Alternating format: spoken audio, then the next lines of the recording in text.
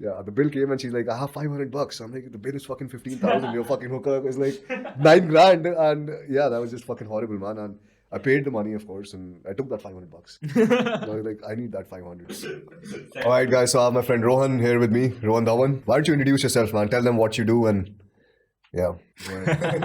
All right, guys. Happy to be here. I'm a business consultant from Delhi, India.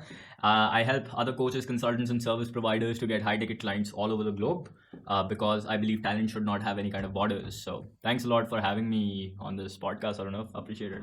Anytime, brother. So how is your journey, man? Can you share a little bit more about your journey? How did you become a business consultant and what happened with you? I know you were studying abroad. Yeah. So I think I heard your story with from someone, or maybe you told me, like you were in a bar in Scotland trying to map out about Viewability. Yeah, for sure. I mean, if you do you want to know my story about Uability or like way before that? Way before that, man. Let's take it to the start from the ground up. And I think this what I'm about to tell, like when I talked to you, we had like a lot of things in common, like what motivated me to like start a business and for you to also be in the game. So we had like a similar story. So yeah, like my whole experience started with like me starting with a YouTube channel, bro, like when I was 14, 15, because about unlocking iPhones or something, right? Yeah. So yeah, I used to teach people how to like jailbreak and unlock their iPhones and whatnot, right? And I used to post these videos on YouTube, and surprisingly that time like I got like a lot of views because it was new. YouTube was like a brand new platform. Not a lot of people were doing this in India and everything. Also, if you had to break your iPhone, you had to go to Palika Bazaar, get that shit done. Yeah, absolutely. Yeah. So rather than going to Palika Bazaar, people used to watch my YouTube videos. Right. So yeah, like I did that, and so I became like the 25th tech YouTuber in India, bro, that time. So it was pretty cool. But then I went to school and I started getting bullied for posting YouTube videos because that time being a YouTuber wasn't cool, bro. So when was this, man? Like 2012? I don't know, like when I was 6th standard, 7th standard. That was way back. Yeah. Wow. So that time. So yeah, like after my friends started like making fun of me, I thought maybe I'm like doing something wrong or something's like bad with this. So I got a little bit conscious, so I deleted all the videos from my YouTube channel. And then I was just exploring what else I can do. So I did some coding, this stuff and that stuff. I was always into business, man. Like rather than paying attention to the history classes and stuff, I was reading books like Rich Dad Poor Dad and stuff, right? So I was doing all these different kind of things, coding and whatnot. But then the real introduction to the world of digital marketing and all the stuff that we are doing today was in 2014 when I joined this institute in Malvinagar, Delhi only. They taught about digital marketing and stuff. But again, rather than paying attention to what they were saying, I was like creating my own blog, which I created. It was a website called buzzipedia.com, which is like a ripoff of Scoop Whoop, if you've heard of. Of course, yeah. Yeah, so, but it was niche, right? So I learned about the concept of niching down back then, man. And I used to only post for like colleges and college students, right? So one of my articles that I posted was... top 10 party colleges in India because we like to party, bro. Which was the number one, bro? Amity, was it? I think it was Bits Palani or something like that. I forgot, right? I don't know. I can't remember. Anyway, I just like made stuff up, bro. My college was in UK anyway, so I just like made stuff up. I would like actually a lot of the work was done with the intern. How much traffic did it get, man? Like the article? Oh, bro, like, so my blog used to get like 500 views a day, and then one day I was like sitting in college, and I get this call from my hosting provider, and he like the guy on the phone, he's like, "So you need to like really upgrade your plan because if you don't, your bandwidth has exhausted." I'm like, what are you saying? Like 500 views, how can the bandwidth get exhausted, man? And he's like, you got. And then I opened like my Google Analytics, and I see like 50 grand view, bro, in a day, and that's when I realized how powerful this digital world is, bro. I had this article about how to approach anxiety, I guess. It had like 60,000 shares on Facebook. We promoted it, but that Facebook page got deleted. I think we violated some terms and conditions in terms of the pictures we used. Yeah. So yeah, man, that page got like 80,000 likes, and I was mind blown. There was this girl who was writing the articles, and she's like extremely good articles, man. Yeah. That's what I did. Like I had interns wrote to write all that stuff. I was still giving the knowledge though, like just voice notes and stuff, and so earlier before the YouTube, we had all the clients were coming through the Facebook page, and then I started the YouTube. Have you seen any of the content, bro? Yeah, bro. Great stuff, bro. Like, I mean, firstly, kudos to you for doing what you're doing because I don't think a lot of people have the courage to be able to post such content. That's true. And also being good at it. So, like, kudos to you, bro. Thank you. Yeah. But one thing that I realized, despite getting so many views, bro, like, so I was doing Google AdSense. I'm sure you also have Google AdSense on your YouTube. it doesn't pay a lot to Indian Nothing. folks, bro. Right? Nothing. Nothing. Like I don't think I've even verified it right now. Yeah, Like I've switched it off because I think it's like nothing, bro. It's like yeah. zero. Literally, it wasn't a lot. Like I'm telling you, for getting those 50,000 views, I got paid like 8 grand, 10 grand bucks, right? So it wasn't a lot. I mean, considering the amount of efforts we were putting in for this. Man, I think it's also about the niche audience, right? You have a niche audience, and Yeah. there's no point of thinking about earning from views. Yeah, absolutely. So that's when I realized, man, this isn't working out. And like I used to still continue to post content, like, how I got these many views on my website and stuff. Till one guy from US, Vijay, like really contacted me and he's like, hey man, how are you doing all this? And I'm like, I explained it to him and then he's like, can you do it for me? Because I have the Shopify website, get me views, get me more sales. And I was like, cool. So he's like, how much are you going to charge me? So I just Googled some rates randomly, bro, because I was like, this is not going to work out. Why is he going to pay like an 18-year-old from India? But anyway, I just quoted in like $1,500. Like, That's actually pretty good, man. The same thing happened with me. There's like a couple of guys called me from Mumbai. They're like, hey man, can you teach me? I'm like, okay, how much should I charge? Yeah. And the funny thing was, I didn't even think about it. I was like, okay, how much is it going to cost me to go to Mumbai and just do some pickup over there? That's all. That's all I want. That was a stupid decision, by the way. So I charged him like nothing, bro. Like I had to pay for my own trip. After that, I had to pay for the hotels. Like there was over budget. Yeah. And but I had a lot of fun though. Yeah. Yeah. Yeah. So these experiences, right? Some things just like naturally happen when you're like. I think my recommendation to anyone would be just like keep doing what you love doing, and eventually you'll find a way to monetize that thing. Or join Uability, Blue.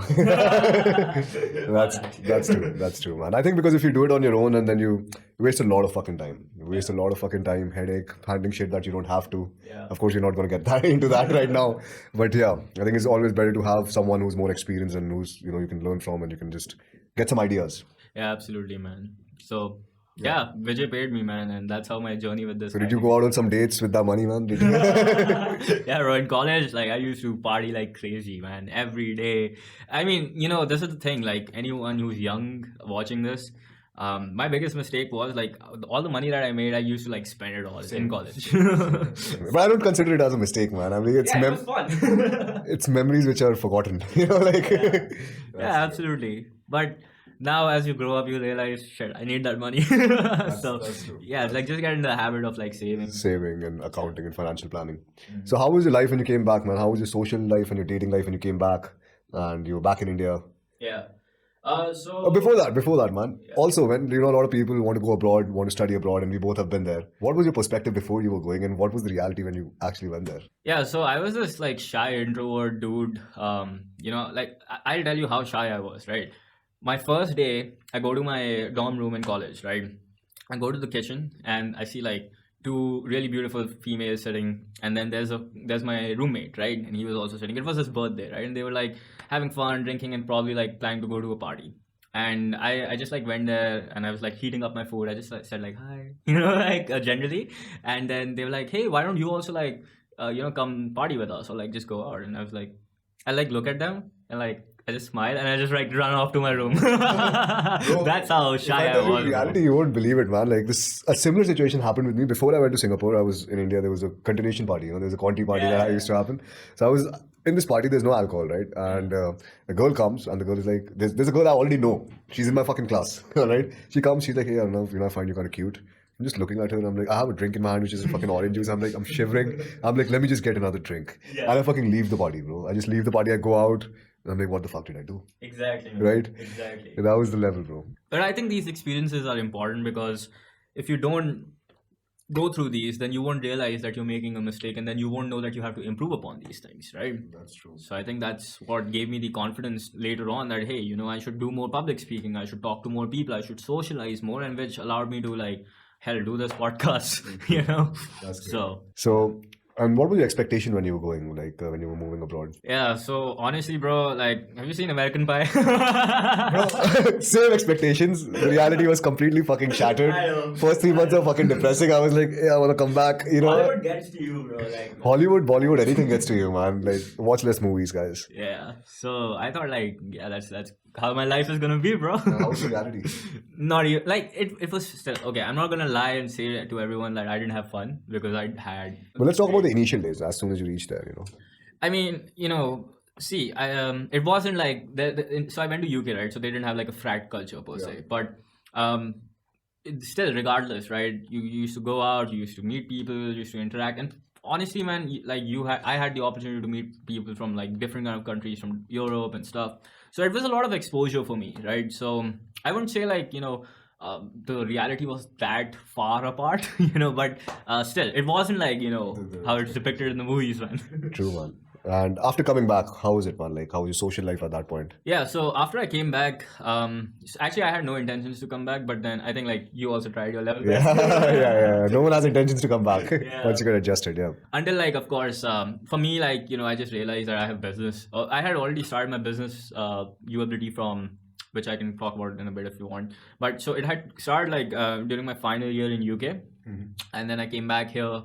And the social life was not so great, and honestly I mean I had friends, still I have those friends. They're my childhood friends who live nearby, and they're epic, but I didn't have like such a big social circle because a lot of my college friends were like there, and yeah, so, and honestly it helped me. I won't lie, because I was able to focus, I was able to build this business and work on the things that I wanted, but then eventually it got monotonous, man, for sure. How was your social life, bro, when you came back?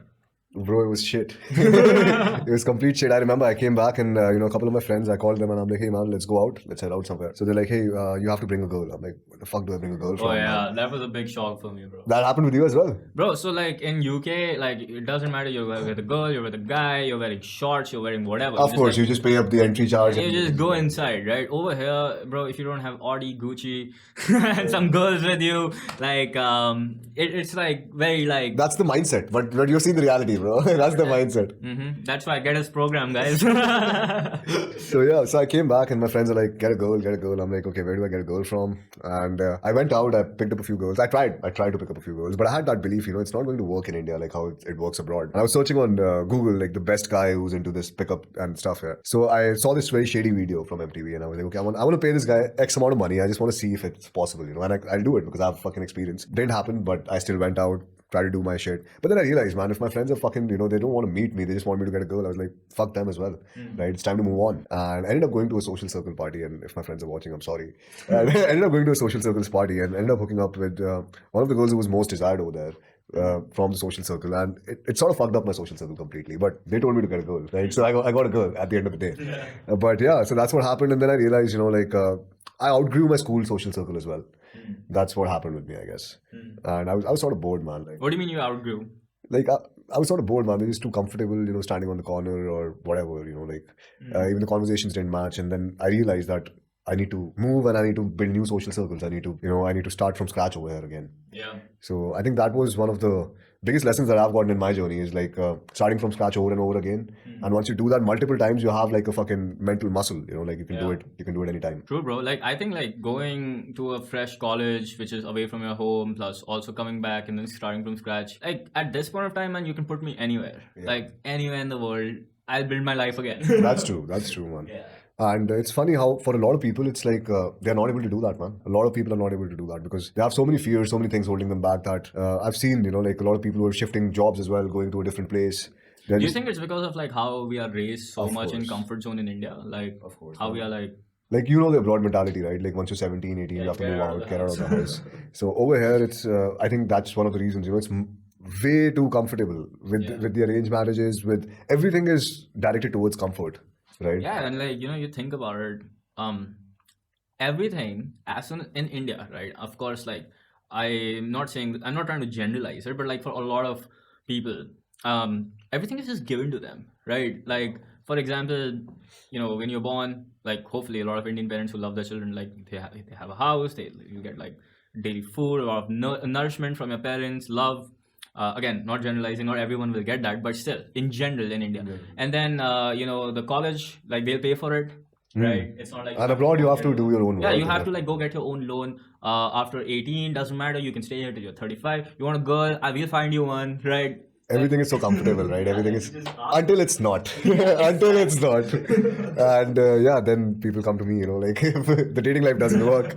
And it happens a lot, man. Like a lot of people think that's the way to go. Why do you think like people come to you rather than just like going to Jeevan Sathi or I don't know, some like matrimonial website? Because abroad, like these concepts of like arranged marriage aren't that popular, but like over here, it's still Like people. So basically, we do this online dating profile creation thing, right? And even for matrimonial profiles, we have done it in the past for a lot of people. So they have experienced a lot more results than they would if they normally go up to that portal. No, I think like what I was asking is why do they want to learn the game rather than Just because relying they on don't these want to get platforms? fucked over, man. They don't want to get fucked over. You know, it's a dog eat dog world out there. Yeah. Especially the dating world, man. And I mean, a lot of people join the program. I mean, after they get into a situation, after they get into a situation or a bad divorce, or they end up being with a person they're not compatible with, or they set the wrong frame in the relationship, which basically means they let the woman step all over them, right? And then they don't want it anymore. So I think that's one reason. And then people also want to be very careful about this, especially the dating part.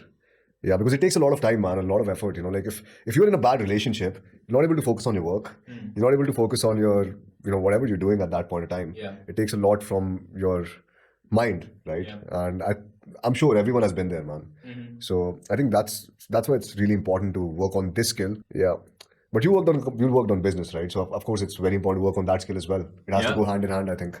I mean, I think we were discussing this the other day that business and dating are so similar, like in a lot of ways, right? Yeah. Like they require you to do. I'm not saying like the same thing, but like a lot of like the concepts are similar. The fundamentals. Fundamentals. What do you think is similar, man? Well, the number one thing is like volume, right?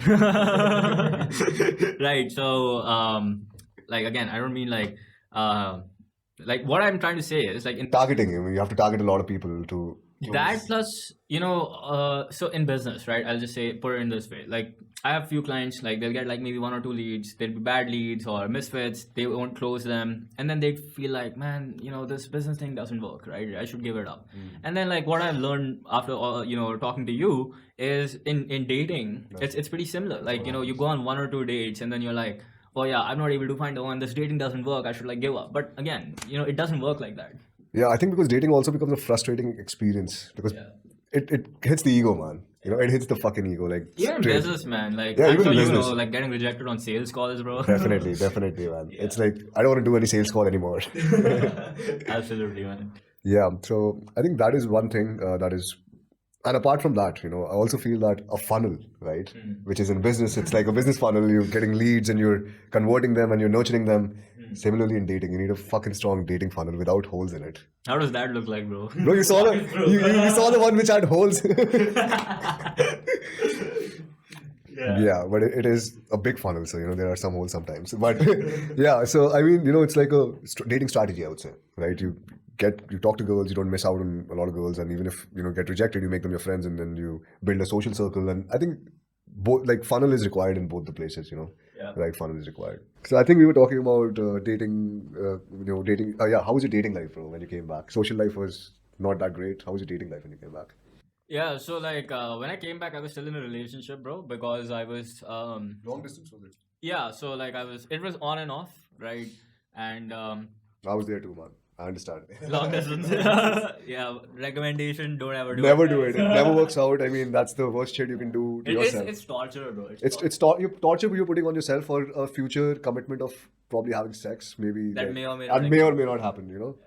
That's the most fucked up thing you can do to yourself, man. Yeah, I mean, for me, it was like way too emotionally draining, plus way too financially draining because way too financially draining, bro. I remember I had to make calls to Singapore and I got bill of like 17K, 18K. I was like, what the fuck? Skype नहीं use हो रहा था, bro, उस time पे. I was not using it. Phone bill is like one thing. The other thing is flight Going tickets. there. Yeah. So that was a pain. So I did that for I managed somehow for like what 7 months. I managed for 6 months, bro. Yeah. So I did that. I managed it, but then the final ultimate decision was that hey, she said like you have to come there, right? Or because she had like a job, right, which required her to go every day.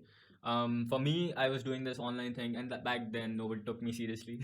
Same. I can completely understand. Like khali baitha hai. Yeah, just come to this place. Not employed. So I was like, man, I really believe in this Uability thing, so I can't just abandon it.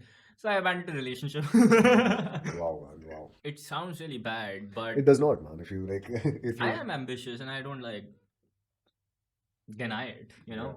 And I was pretty crystal clear. So, but then it still hurts, right? So like I went like, I think for a month after the breakup, I was like all monk. Like I was like, you know what, all this doesn't matter. I'll just work. Until I found out that she had already started dating someone else, or like started like being with someone else. Wow, man. So yeah, Reminds like me of my last relationship. yeah. So That's why you need the skill of game, bro. That's why you need the skill of game. yeah, It's but fucking important, man. Because I mean, Mhm. that's how it is all over the world. It's not only in India. I mean, can move on like this, but a guy has to fucking build himself up, go out there, approach people, learn about social skills, Mm. and then only, I mean, or have a dating coach and have a dating strategy. Yeah, but bro, like the next 3 months, Depressing. no. I was like in beast mode, right? Like because it hits your ego, You right? go to the And gym. ego is like not just gym, bro. I was like literally, of course, downloaded online dating apps, and then I really started interacting a lot in social circles and whatnot. And then I was like consistently, at least for 3 months, Going like out on dates and everything. yeah, casual dating and all that stuff, until like I got sick and tired, and I was like, man, this is like, it's great, I did it, and now I got it out of my system, and now I'm done, right? And then I just like went straight into like work mode for I think few more months, until then I started doing like some casual dating again. And what was your biggest limiting belief when it came to dating? When you came back, what was your biggest limiting belief? Yeah, very important, man. In fact, for anyone. So I thought that. So I had a lot of friends here, right? Who had created these, I don't know, limiting beliefs within me, or installed them, that they used to say, hey, if you go to, let's say, go out and you talk to a girl and their brother or someone is present, they'll slap you, right? Or like they'll beat the hell out of you, man. Don't do that. This is really bad.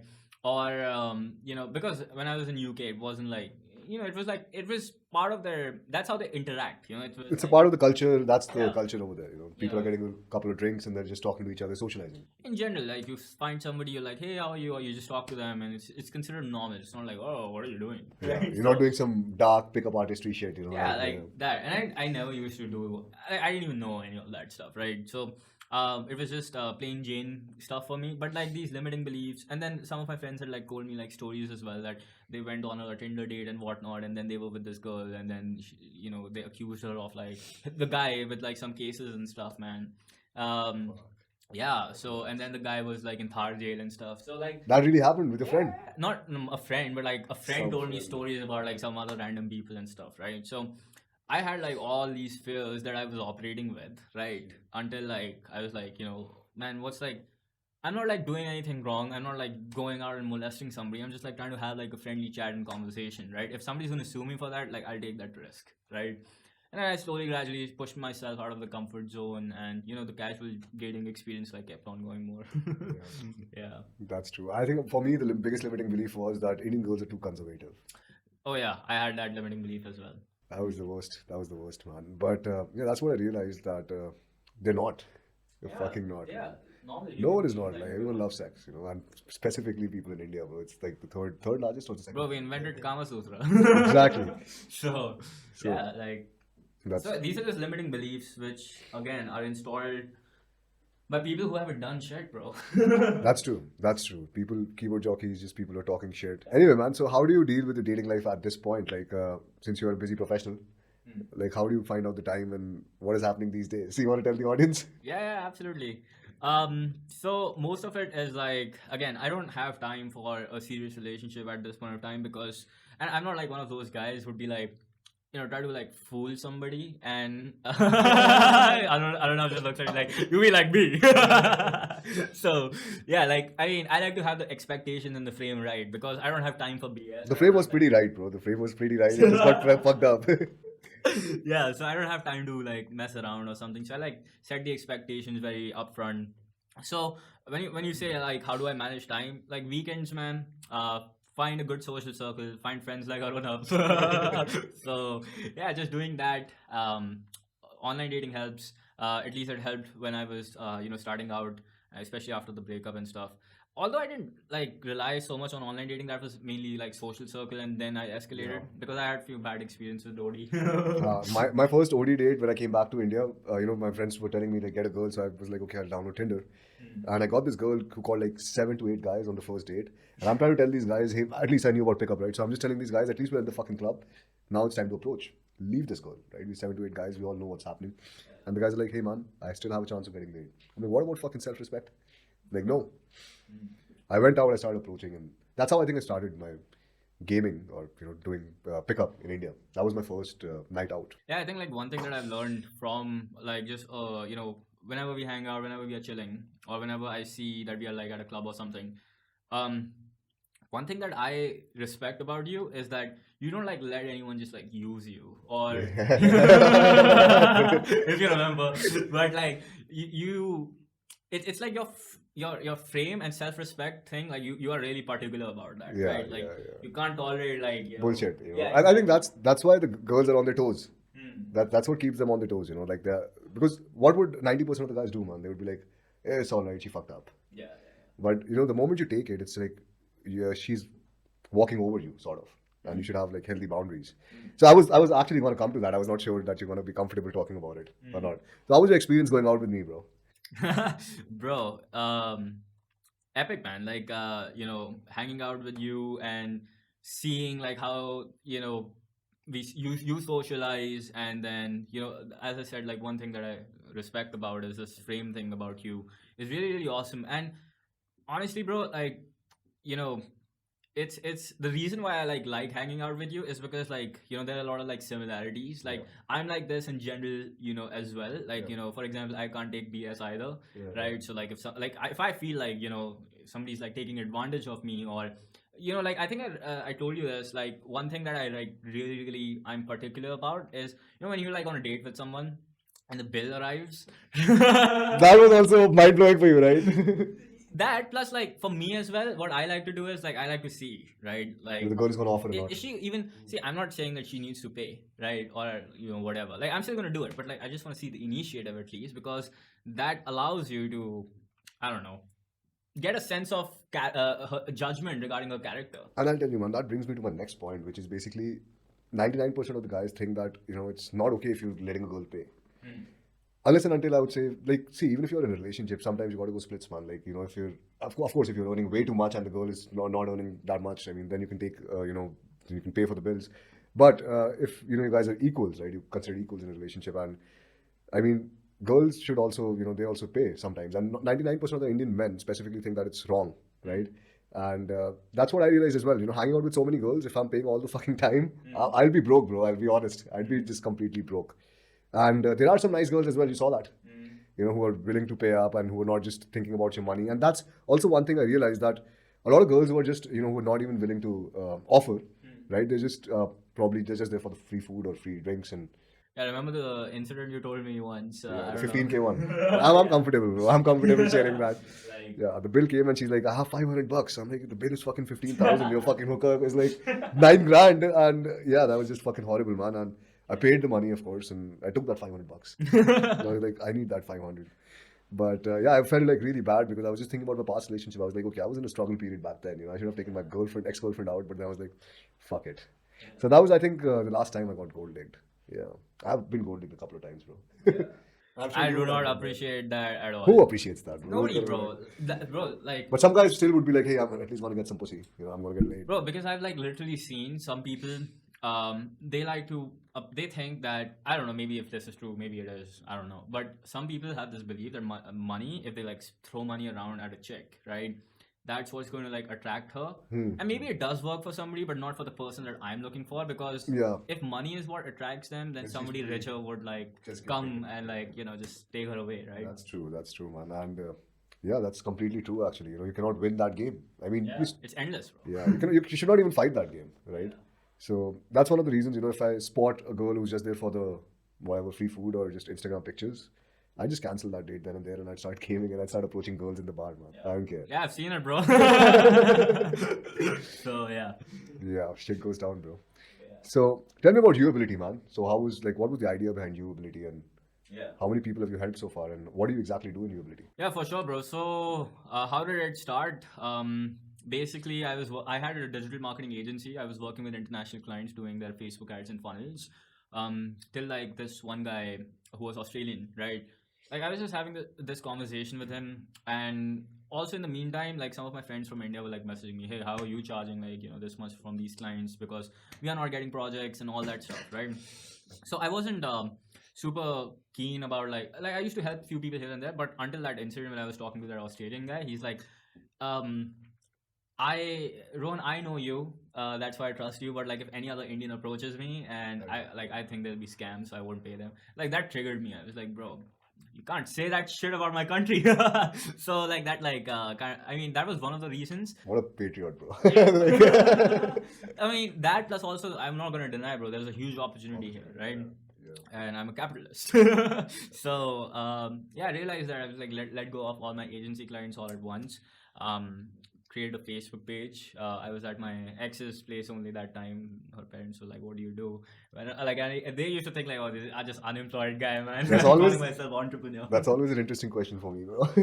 Yeah, bro. So yeah, like I set up some ads, started getting some calls, and I hope, like, thankfully, the first call that I got, I closed them. But then again, some people will be like, "Oh, this is like an overnight success story." But please bear with. I was like doing that for like last, God knows, Bunch like of 4 or years. 5 years, right? Yeah. So yeah, I did that. It worked well, and then the rest is history, bro. Today we like serve around 1,300 clients all over India. These are not like little clients, like high ticket clients. We have two programs. One is Blue, which is like an online mentorship where we help other coaches and consultants to get high ticket clients. X, which is our mastermind, where some of the best people in this space are there. We meet like 4 times a year, hang out, mastermind, and chill together, man. That's pretty nice, man. And you're gonna have this workshop soon, right? You were telling me. Yeah. January 31st, we are about to. That's great. Are you prepared for it, bro? Bro, I'll wing it. Like how I'm winging this podcast. That's perfect, man. But like, jokes apart, it's because I think I've been preparing it for all my life, man. So,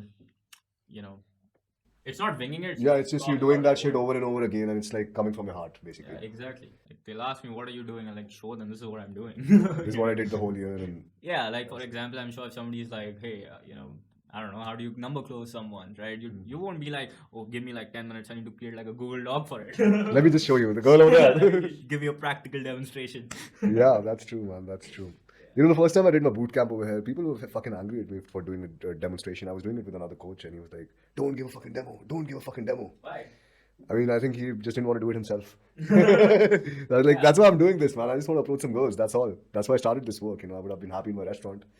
So, yeah. So, what do you think, man? A lot of people, watching this might be freelancers, coaches, and they might want to scale up their business. What advice would you give them? Well, it depends where you're at. If you're a beginner, my best suggestion would be just to level up your skills and, just become really good at one thing. For example, the reason people are paying Arunav a lot of money is because he took one art and he like worked on it for what? How long 11 did you years. do? 11 years. 11 years. 17. I started when I was 17, man. So 11 years, that's the kind of efforts he put in. For me, like I put the same amount of effort into like marketing and business and stuff. So yeah, if you're a beginner, just like pick the skill, make sure it's monetizable. In today's time, I think everything is Anything is monetizable, man. I when I picked this, I just wanted to move on. From a bad breakup, I just wanted to move on. I was not thinking about any money, or I was not thinking about coaching. It was like very far, bro. Bro, I think like ego really, like some sort of incident really like Burns you, right? It's just like it's a burning desire, like just want to move forward. And you know what happened with me? It was like my ego got shattered back when I just reached Singapore. I was 17. Ego got shattered when I came here. 21st, I told you about the incident that I saw. 24 again, and I was like getting deeper and deeper and deeper into this. And there's a very good episode. Have you seen it? Nat Geo Genius. no, I'm not. Just check it out, man. It's about who's the most famous artist, bro? Like Leonardo da Vinci. Leonardo da Vinci. No, it's Did I say that right? bro. Italian artist, man. Just give me a second. Pablo Picasso, bro. I was talking about Bro, Picasso. fuck. Pablo Picasso. Bro, Picasso was a womanizer. You know that? No, I did Bro, not. check out his thing in Nat Geo. Like Nat Geo Genius, it's called. It's like episodes. Yeah. It's played by Antonio Banderas. It's fucking good, man. It's like his depiction of his lifestyle and what he did. Yeah? Yeah, it shows how you can be good at anything. I mean, like it's just dedication.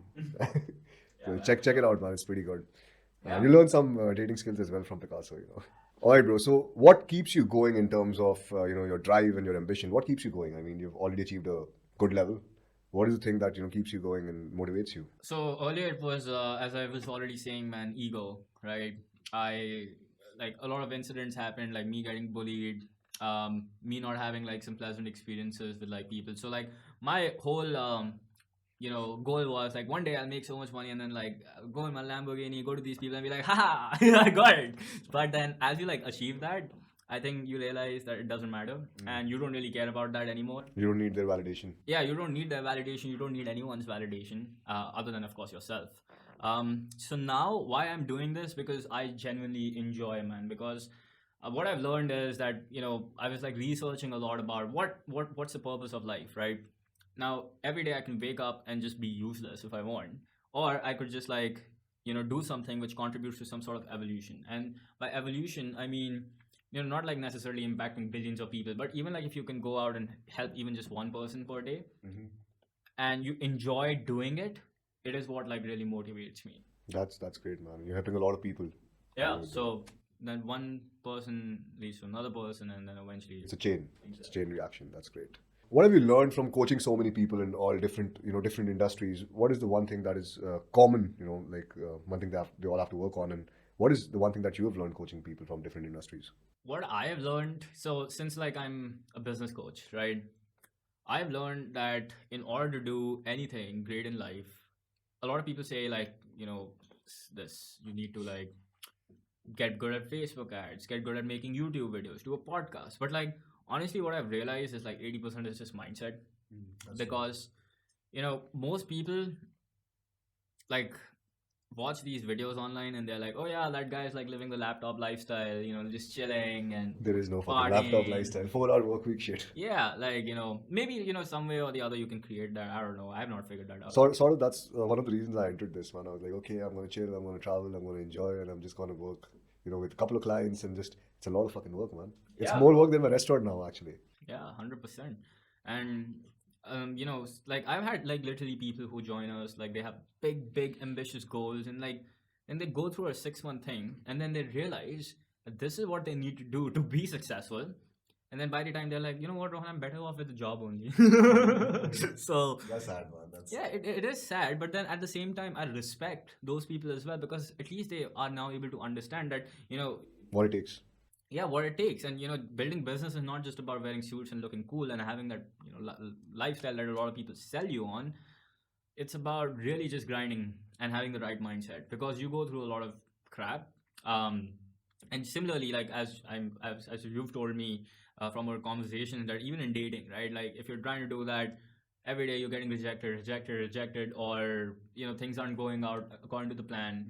I think if you don't have like that mental toughness for anything you do in life, you're most likely to give up. So working on your mindset has been like my biggest learning and realization. And what's the fastest way someone can grow his business, man? Fastest way to grow a business. Honestly, that's what people are looking for, these days. It's just like quick 3 steps, 4 steps, 5 steps. I think fundamentally, man, I've learned that it's a 0 to 1 crore, man. Honestly, just like find a solid product. It could be just like one thing, right? And sell it for high ticket.